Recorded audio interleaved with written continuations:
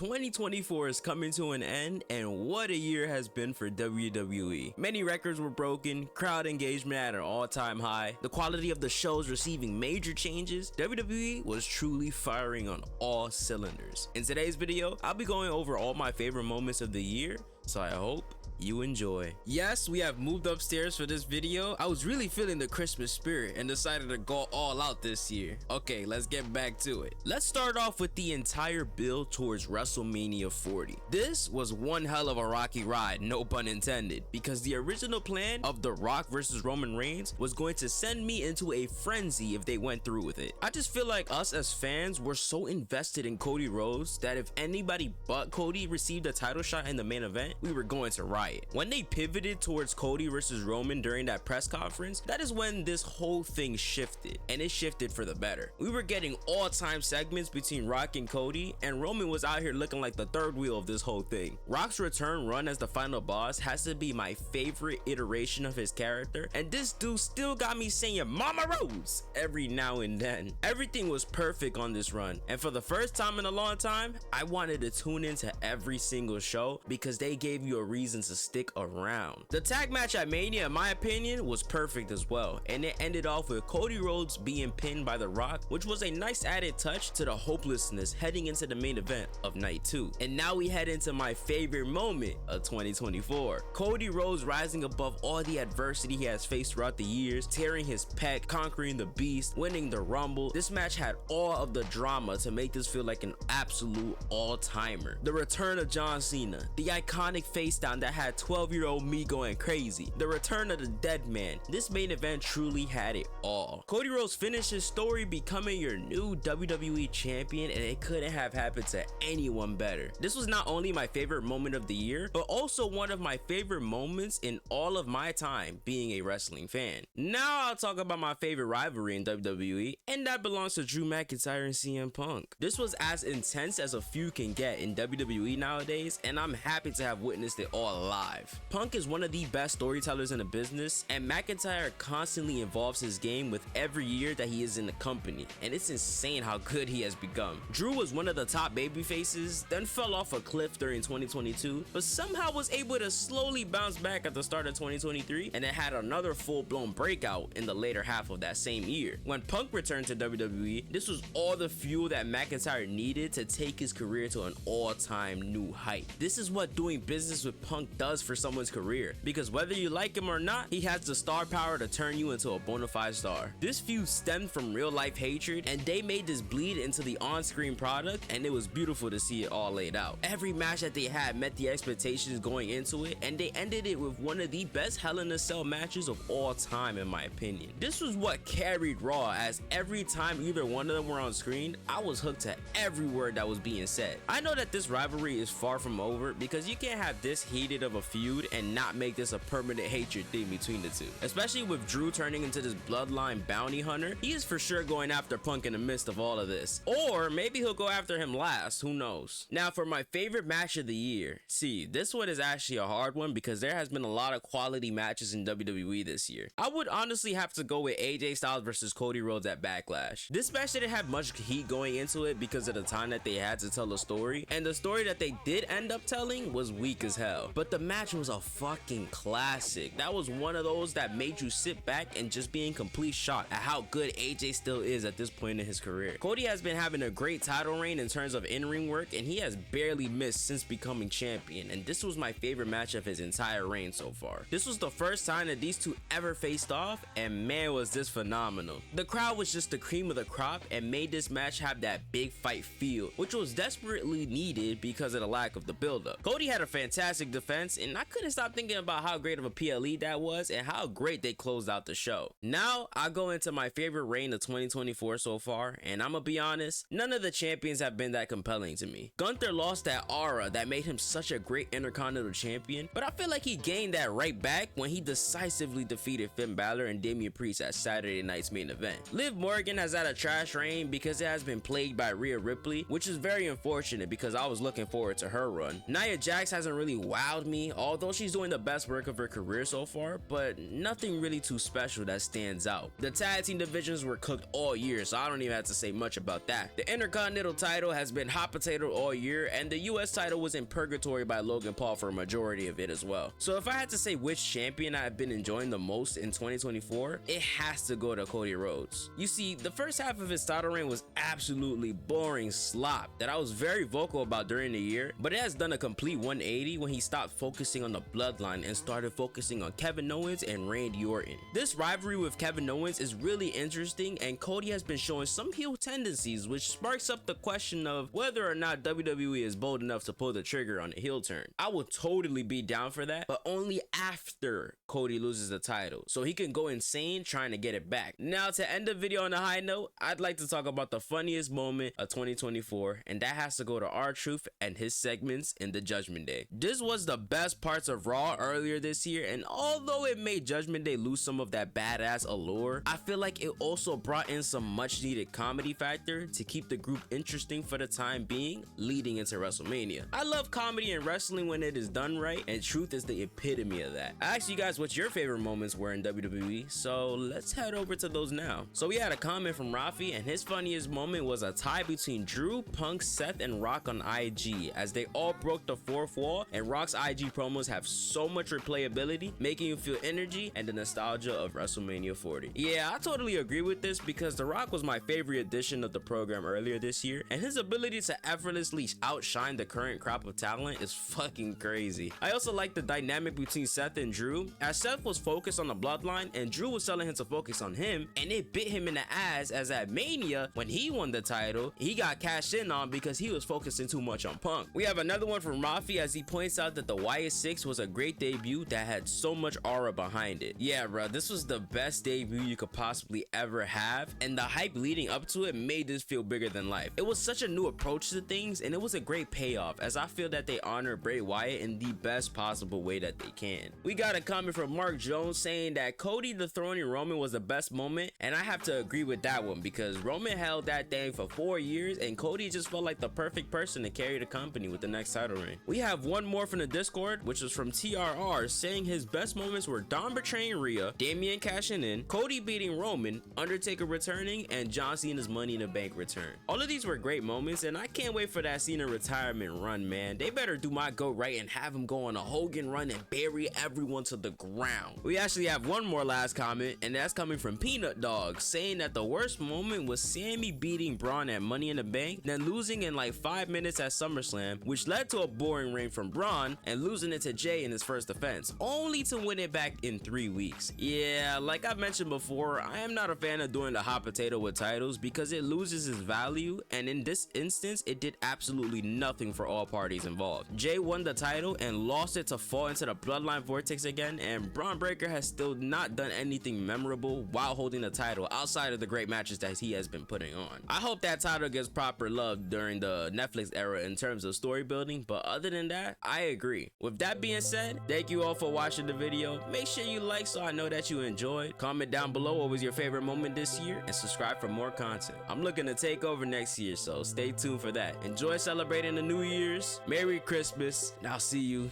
in 2025.